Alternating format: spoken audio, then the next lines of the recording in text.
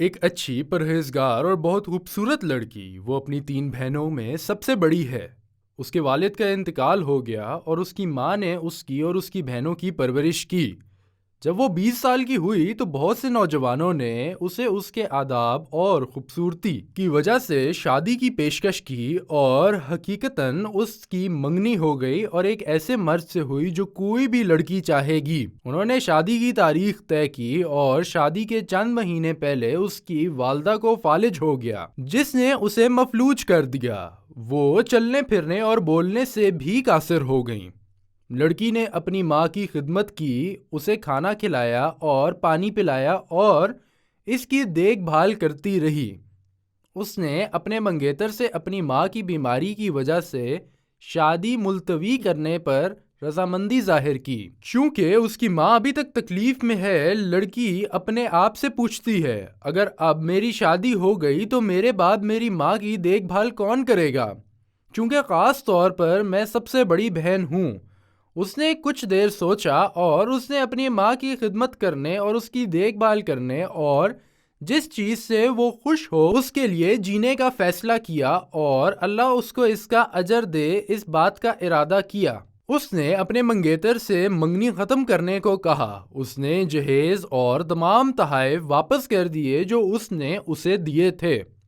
وہ اپنی ماں کی خدمت کرتی رہی یہاں تک کہ اس کی تمام بہنوں کی شادیاں ہو گئیں، اور جب بھی کوئی اسے تسلی دینا چاہتا تو وہ ان کی طرف دیکھ کر مسکرا دیتی اور انہیں یہ حدیث یاد دلاتی کہ مومن کا معاملہ کتنا اچھا ہوتا ہے، اس کے لیے بھلائی ہوتی ہے ہر چیز میں، اور یہ صرف ایک مومن پر لاگو ہوتا ہے۔ اگر اسے خوشحالی ملتی ہے تو وہ اللہ کا شکر ادا کرتا ہے اور یہ اس کے لیے اچھا ہے، اور اگر اسے کوئی مصیبت پہنچتی ہے تو وہ اس پر صبر کرتا ہے، اور یہ دن، مہینے اور سال گزرتے گئے یہاں تک کہ لڑکی 40 سال کی ہو گئی، اور اس کی ماں کی موت کا لمحہ اس وقت آیا جب وہ تھکاوٹ اور بیماری سے تھک چکی تھی۔ جب وہ مر رہی تھی، لڑکی نے اسے 2 گواہیاں دلانا شروع کر دیں تو اس کی ماں نے 20 سال کی خاموشی کے بعد بات کی، اور اس نے اپنی بیٹی سے کہا، میں تمہیں جنت کی بشارت دیتی ہوں اور اللہ تمہیں کھونے نہیں دے گا اور وہ تمہیں بہت دے گا۔ میں گواہی دیتی ہوں کہ اللہ کے سوا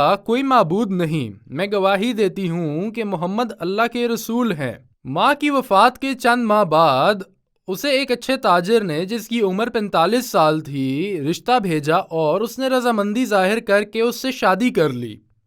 9 ماہ کے حمل کے بعد اس نے اللہ کے فضل سے جڑواں بچوں کو جنم دیا، اور اللہ نے اسے اس سے بہتر کر دیا جو اس نے کھو دیا تھا۔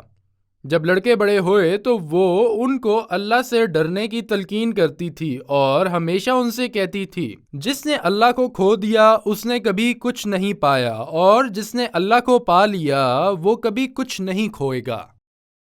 ولا تشتروا بعهد الله ثمنا قليلا إنما عند الله هو خير لكم إن كنتم تعلمون ما عندكم ينفد وما عند الله باق وَلَنَجْزِيَنَّ الَّذِينَ صَبَرُوا أَجْرَهُمْ بِأَحْسَنِ مَا كَانُوا يَعْمَلُونَ مَنْ عَمِلَ صَالِحًا مِّن ذَكَرٍ أَوْ أُنثَىٰ وَهُوَ مُؤْمِنٌ فَلَنُحْيِيَنَّهُ حَيَاةً طَيِّبَةً وَلَنَجْزِيَنَّهُمْ أَجْرَهُمْ بِأَحْسَنِ مَا كَانُوا يَعْمَلُونَ